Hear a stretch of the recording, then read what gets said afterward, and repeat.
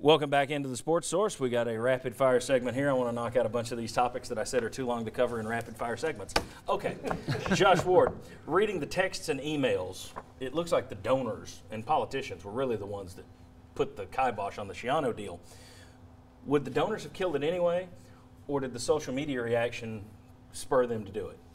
I think the social media response was at least a big factor because the outpouring of emotion that they showed had to be some kind of influence for people in more powerful positions to act as quickly as they did. Jimmy, reading all the texts, the emails, et cetera, do you get the feeling Beverly Davenport was making the calls on all of this, or was she a cog in the machine? Was she the one that said, I'm done with Curry, give me Fulmer? Or was she just part of that, in your opinion? Part of that. I think she was a cog in the machine. I don't think she solely hired John Curry in the first place, and I don't think she solely made this decision either. Okay. Mike Griffith, will John Curry work as a Power 5 AD ever again? Yeah, I think he will. You know, I think he'll end up back in the Big 12. Remember, he did some really good things at Kansas State, and you know, this case is yet to play out all the way here at Tennessee. The irony is that the day all this comes out, the coach they hated him for hiring at Kansas State got the Wildcats into the Elite Eight that very same day, Bruce Weber. Mike Strange, what was the biggest mistake John Curry made? And if you give me a general answer, I'll come back with a specific question. I go back to the Schiano. I think he should have, this is just my opinion, I think he should have realized that Schiano was not going to be popular. There was going to be a very unpopular thing this spring on Tennessee fans, and the guy had this baggage, perceived or real.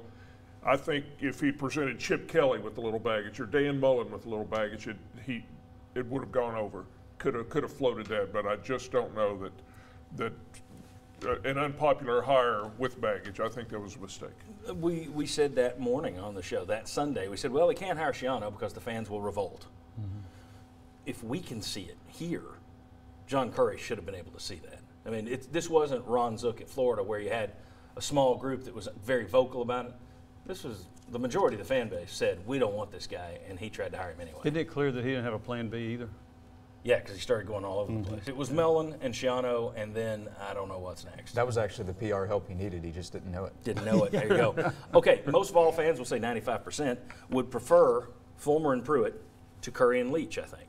Or certainly Curry and Schiano, 95% probably.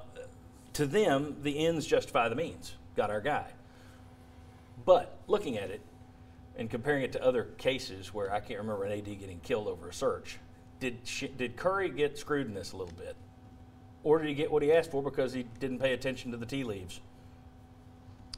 I think he got a bit of a raw deal. Now he got a raw deal with $2.5 million to go somewhere else. So that's right. A lot of people will look at that and Less say, raw. well, I'll take that. Yeah, I'll take that kind of soothing on the way out. Yeah, a little bit. He should have known the landscape better at Tennessee. I mean, the fact that he'd been here before was the reason that John Curry was hired, because he was a guy who understood how Tennessee worked. Well, apparently not. He didn't keep the boosters that mattered informed during the search, and then he picked the wrong guy. And in one telling comment, I thought Raja Jabran, the president of the Board of Trustees, who supported him toward the end, was even very kind to him. But there was a place where he said, well, he called me wanting an update on the search. I'm not going to call him back.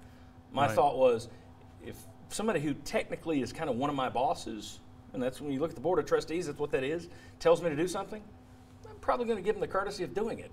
So I think those kind of things I think he more got what he deserved, and because of that, because he also did it to Charlie Anderson, he also did it to Larry Pratt in the Bahamas when Larry Pratt asked him about it, and he blew him off too. Yep. So you can't do that. You can just give him a nugget. Don't just blow him off and say it's none of your business. I'm not talking to you. Right, and and these people, whether it's right or wrong, they invest huge money in the university, so they feel like they've bought a little access that comes along with that. So I understand if he's saying, I want to run it close to the vest. This is the danger. If you walk back with John Gruden close to the vest, you're fine. You walk back with Greg Schiano close to the vest, you should have had a bulletproof vest. And the other unspoken, John, the names that didn't come up in all this was the Haslam family. How attached were they to John Curry? I didn't see any mention of the Haslams, really. Except for John Thornton's. Right, one mentioned that Big Jim wouldn't have been happy with Philip Fulmer as a coach. But other than that, in terms of the involvement of the coaches, and Peyton Manning's not mentioned very much in there either. Would this search look as bad and as nutty if we had access to the inside communications of other schools' searches? I'm going to say no. I think this happens everywhere.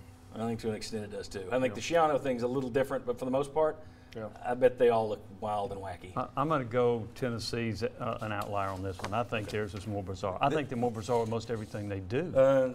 So I'm not going gonna to argue. Okay. This I'm one's gonna- next level, I think. Yeah, I think it is the next level. Well, the Schiano, and then you actually fire the AD during Yeah, the surge. I mean, who does Those that? yeah, that's true. Okay, who's in more trouble with his fan base? We're talking collateral damage. Georgia Tech coach Paul Johnson, who got outed for trying to get the Tennessee job, or Alabama AD Greg Byrne, who got outed for actually trying to assist Tennessee in the search. Who's in bigger trouble with their fan base? It's got to be Paul Johnson. Paul doesn't it? Johnson. Yeah. Maybe Alabama's got some wackos too. So They maybe. got some wackos too. All right. Did Bird say that? Careful. Don't put that in writing. All right. When we come back, we're going to talk some football. Injuries, comings, goings, positives. Positives today on the show. Come on back.